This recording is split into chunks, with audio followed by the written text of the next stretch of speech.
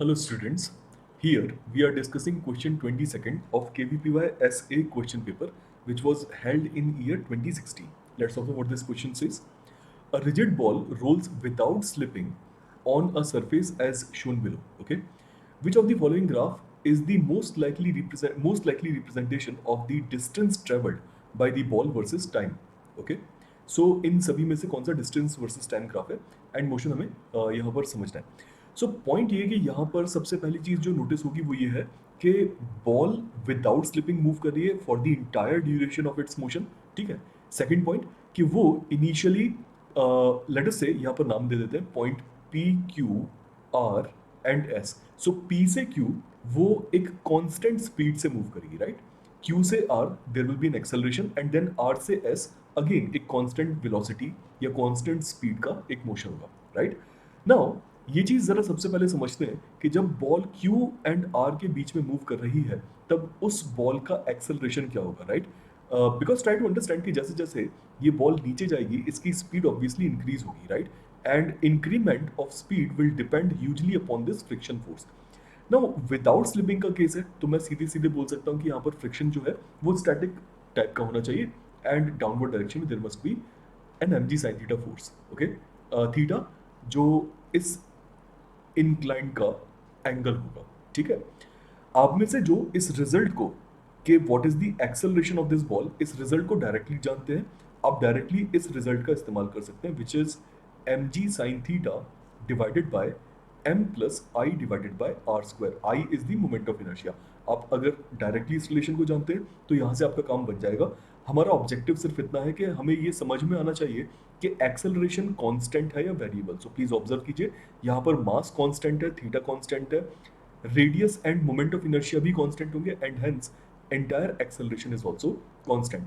आप में से जो इस फॉर्मूले को नहीं जानते, मैं डायरेक्टली बहुत जल्दी बता दूं कि यहाँ पर आप अगर इस एफ को ध्यान से देखें तो इस केस में आप पाएंगे कि नीचे की तरफ एम जी साइन थीटा लग रहा है एंड उसे अपोज करने वाली फोर्स फ्रिक्शन फोर्स है एंड इन दोनों का डिफरेंस मास एंड एक्सेलरेशन के बराबर होना चाहिए, right. So this becomes my first equation. Second equation क्या बनेगी? सेकंड इक्वेशन बनेगी टॉर्क की इक्वेशन.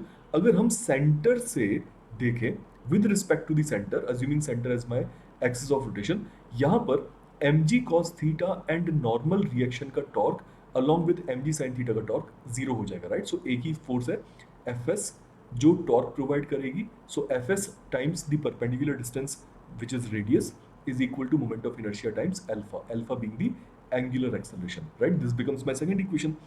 थर्ड इक्वेशन बनेगी कंस्ट्रेंट इक्वेशन या फिर जो पॉइंट ऑफ कॉन्टैक्ट है उसकी इक्वेशन. सिंस प्योर रोलिंग का केस है तो अल्फा आर इक्वल्स एक्सेलरेशन हमेशा ट्रू होगा, राइट. सो आप जब इन तीनों इक्वेशंस को मर्ज करके एक्सेलरेशन फाइंड करेंगे तब आपको यही इक्वेशन मिलने वाली है, राइट.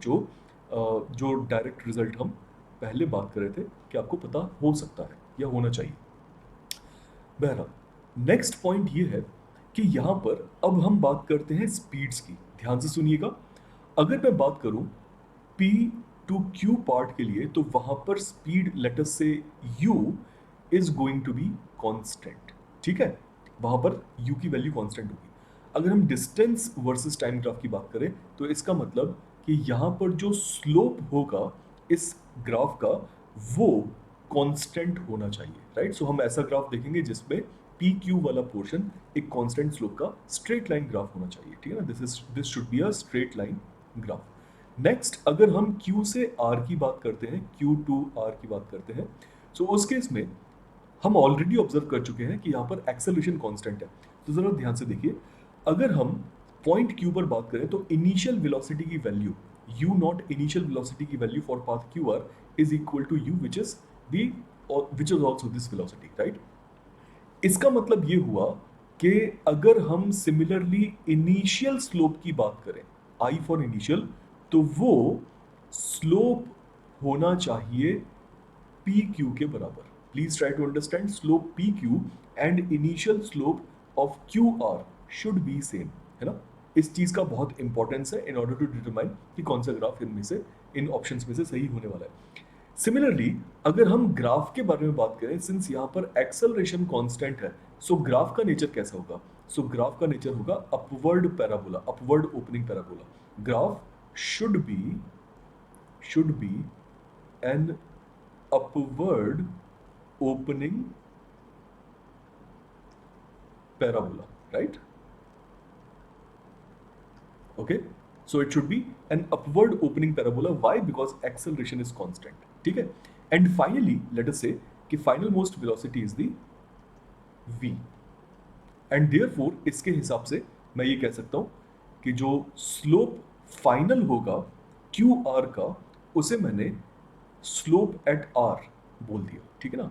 वो कुछ वैल्यू होगी, लेट अस से कि slope at R is the slope representing the final most velocity.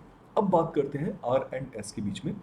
So are to S path में again velocity will be constant and it will be the same velocity जो कि यहाँ थी।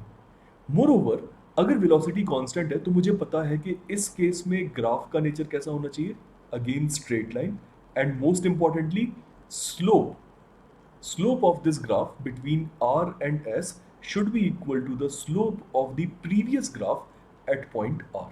This is important. इसका मतलब ये हुआ कि मेरा जो ग्राफ होगा, मेरे पास सिंस स्पेस की कमी है तो मैं यहाँ पर इसे इस्तेमाल करूँगा। यहाँ पर ये डिस्टेंस वर्सेस टाइम की बात कर लेते हैं यहाँ पर।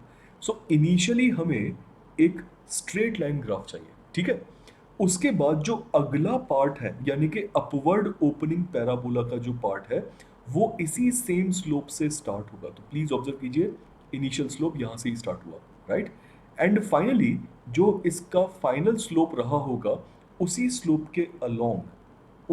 के अलोंग हमारा जो फाइनल पोर्शन है इस ग्राफ का वो चालू हो जाएगा, राइट। सो बेसिकली ये कैसा है, यहाँ पर स्ट्रेट लाइन है, फिर फाइनली अगेन स्ट्रेट लाइन है, एंड बीच में हमारे पास पैराबोलिक कर्व है, ठीक है। So this is the nature of graph and I think it is best represented by D. आपको थोड़ा सा देखने में ये क्लियर नहीं होगा, पर डी ग्राफ इनिशियली एक स्ट्रेट लाइन दिख रहा है, देन उसके बाद एक upward opening parabola, and finally एक अगेन स्ट्रेट लाइन। ओके, सो ये जो ट्रांजिशन है ना स्ट्रेट लाइन से पैराबोला एंड देन पैराबोला से स्ट्रेट लाइन, ये ट्रांजिशन काफ़ी स्मूथ है, राइट। और यही चीज़ हमें इस ग्राफ के अंदर चाहिए भी थी। बाकी सारे ट्रांजिशंस आप देखिए कहीं ना कहीं पर डिसकॉन्टिन्यूअस या रफ ट्रांजिशंस हैं, राइट। ऑल टुगेदर ए को तो भूल ही जाइए बिकॉज ए ग्राफ का ये हिस्सा एक स्ट्रेट लाइन रिप्रेजेंट कर रहा है, राइट। पर ग्राफ बी में जहाँ मैंने हाईलाइट किया सर्कल करके, आप देख सकते हैं वहाँ पर एक सडन चेंज हुआ है ग्राफ के स्लोप में, right. And we did not wanted any sudden slope, तभी यहाँ पर हम slope P Q, slope initial of Q R and slope R and slope R S, इन्हें किस तरह से आपस में रिलेट कर रहे थे, राइट। आई होप आप सभी को इस क्वेश्चन का बेसिक समझ में आया होगा। एंड जाते जाते इन केस अगर आप वेदांतु एकलव्य के बारे में और जानना चाहते हैं तो गूगल पर आप इसे सर्च कर सकते हैं। Best of luck.